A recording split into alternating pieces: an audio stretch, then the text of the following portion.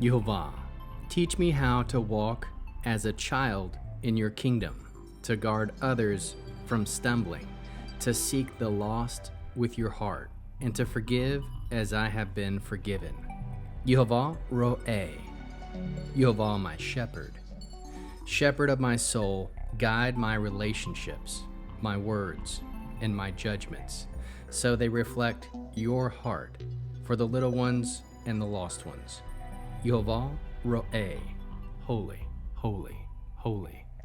Please fill me and lead me, and cover me and stir me, and speak through me with your Ruach HaKodesh, your Holy Spirit, your set-apart breath, that I may speak your written words with boldness and humility to those who listen.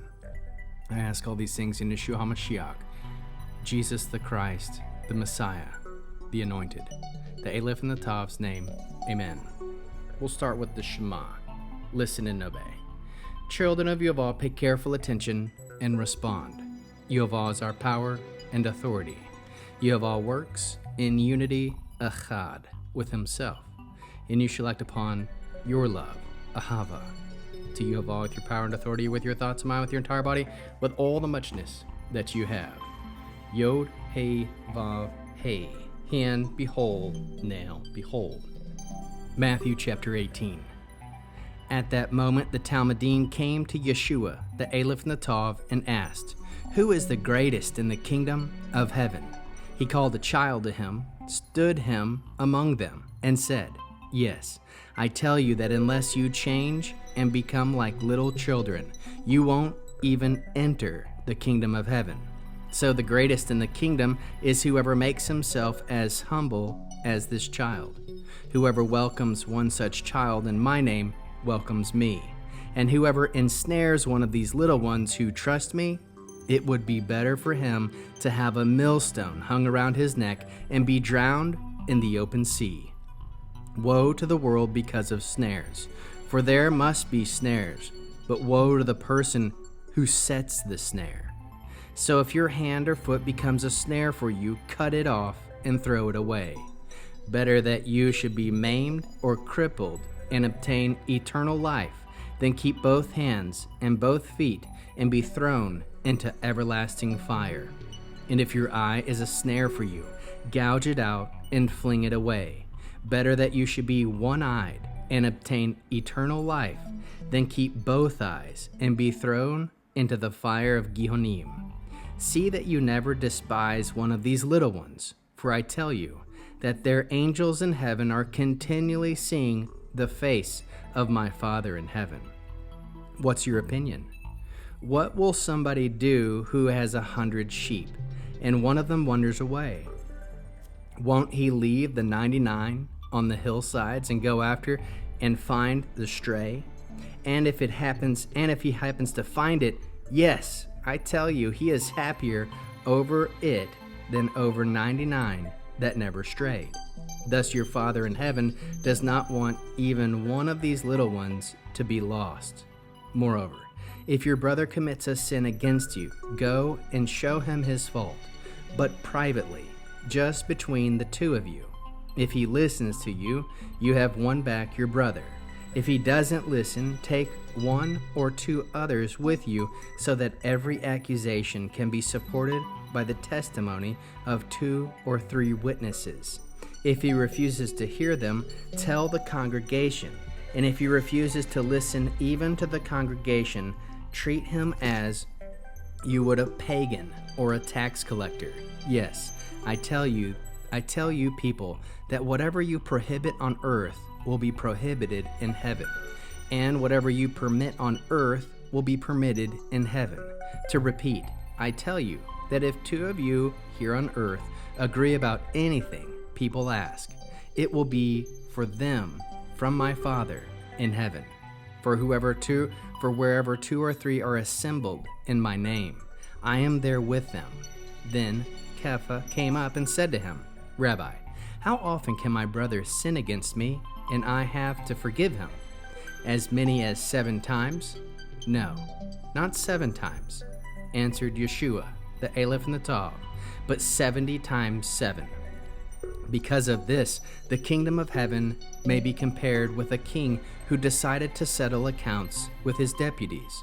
Right away, they brought forward a man who owed him many millions.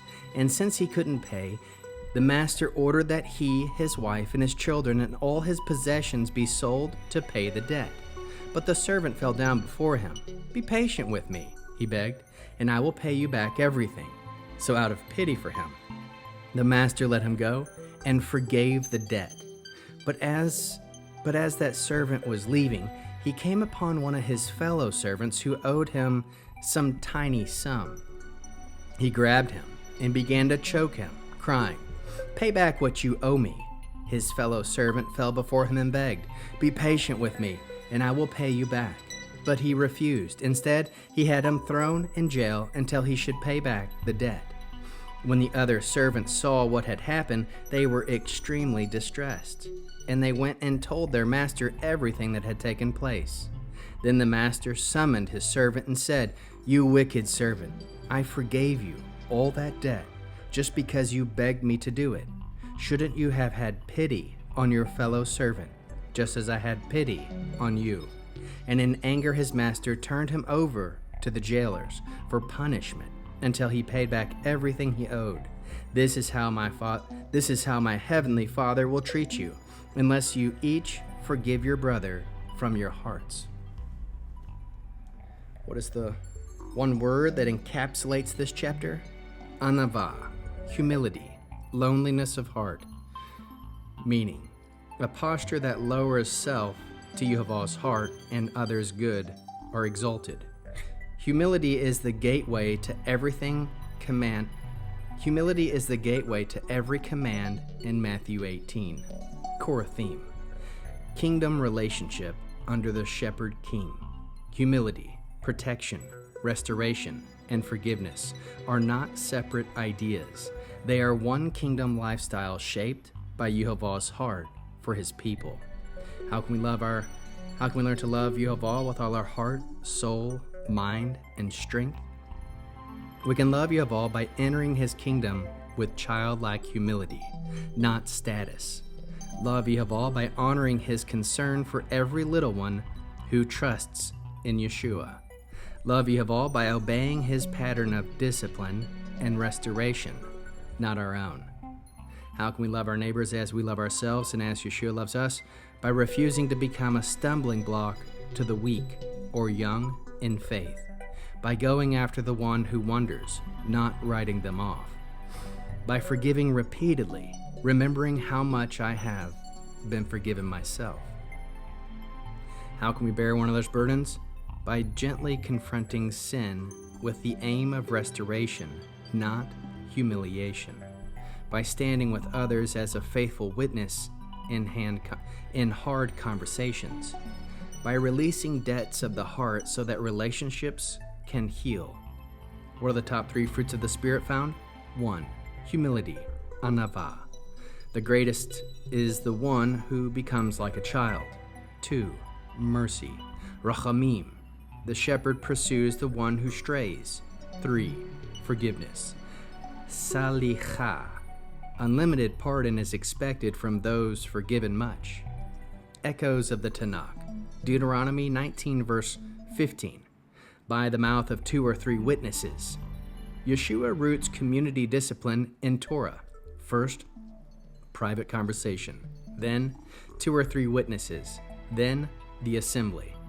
This is not bureaucracy, it is covenant justice. Protects the accused from false charges. Protects the community from hidden sin. Protects relationships from gossip and one-sided stories. Yeshua stands in complete agreement with Torah while revealing the heart behind it, restoration, not destruction. Mitzvah response, Torah-Based. Command: you shall not wrong one another, but you shall fear your God. Leviticus 25 verse 17. Fulfillment note. In Matthew 18, not wronging one another means not causing to stumble, not harboring hidden offenses, and not withholding forgiveness. Finding Yeshua in the chapter connection, he places a child in the middle to redefine greatness as humility. He warns with severe language against harming little ones who trust him. He reveals the Father's heart through the parable of the lost sheep. He applies Deuteronomy 19 verse 15 to kingdom community practice. He promises his presence where 2 or 3 are gathered in his name. He shows the horror of unforgiveness through the parable of the unmerciful servant. Yeshua is the shepherd of the little ones, the restorer of the wanderer, the judge of unmerciful hearts, and the king who walks among his gathered people. Hebrew declaration. Ayi ki yeled, lefnei avi, vi emchol, ka'asher, hu macha'al li. I will be as a child before my father, and I will forgive as he forgave me. One sentence summary. Yeshua establishes humble, protective, restoring, and forgiving relationships. Let humility guard your heart. Let love guard the weak. Let courage pursue the wandering. Let mercy erase the dead. This is kingdom community. Heart-piercing questions after having read the chapter and going through it. Matthew 18, Yeshua makes childlike humility, ruthless war on sin, and relentless forgiveness the atmosphere of his kingdom. What in your life shows that you still want kingdom benefits while refusing to humble yourself, confront your sin honestly, or release people fully from the debts they owe you? Another. Becoming like a child. Yeshua says, unless you turn and become like little children, you will not even enter the kingdom of heaven. Where does your pride need to be right, or desire to be seen as mature? Prove that you have quietly rejected the low, trusting posture of a child before him. Another. Causing little ones to stumble. Yeshua warns that it would be better to have a millstone tied around your neck and be drowned than to cause one of his little ones to stumble. If the younger believers around you imitated your words, your habits, your media, your reactions, would they be drawn closer to Yeshua or slowly pulled off course? Another. Ruthless dealings with personal sin. When Yeshua speaks of cutting off a hand or plucking out an eye rather than being thrown into Gehenna, hell, he is describing ruthless repentance. What sin pattern or compromise do you keep managing instead of cutting off because you still love its comfort more than fear of spiritual ruin? Another. The lost sheep and your indifference. Yeshua leaves the 99 to seek the one that strayed. Who is the one in your world that you have quietly written off as too difficult, too messy, or too far gone, while still claiming to follow the shepherd who goes after them? Another. Confronting a brother versus talking about him. Yeshua commands us first to go to a brother privately.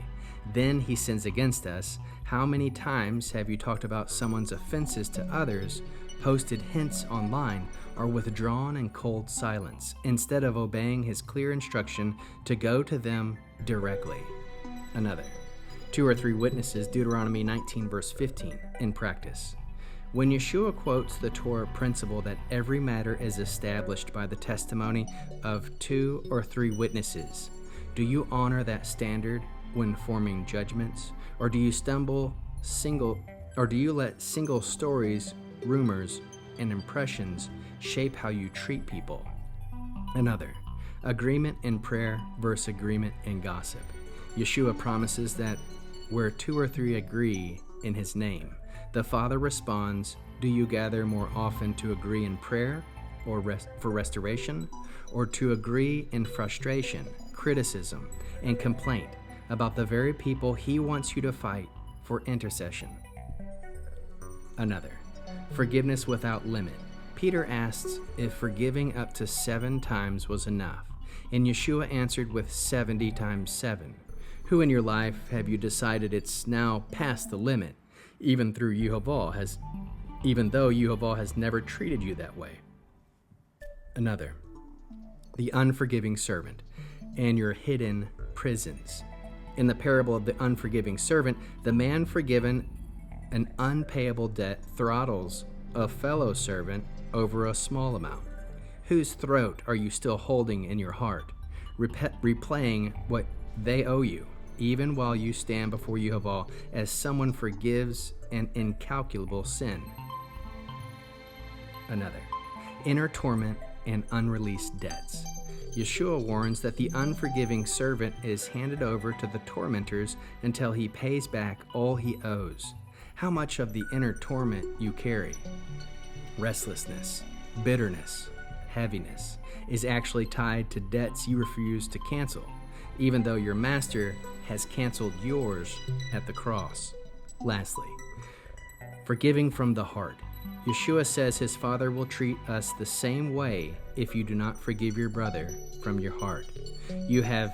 Have you settled for polite distance, formal words, and surface civility? Or have you truly dealt with the offense before Yehovah until your heart is free? We'll end with the Aaronic blessing using the name. Yehovah will kneel before you presenting gifts, and he will guard you with a hedge of protection. Yehovah will illuminate the wholeness of his being towards your bringing order, and he'll provide you with love, sustenance, and friendship. Yehovah will lift up the wholeness of his being and look upon you, set in place all you need to be whole and complete. Shalom, shalom.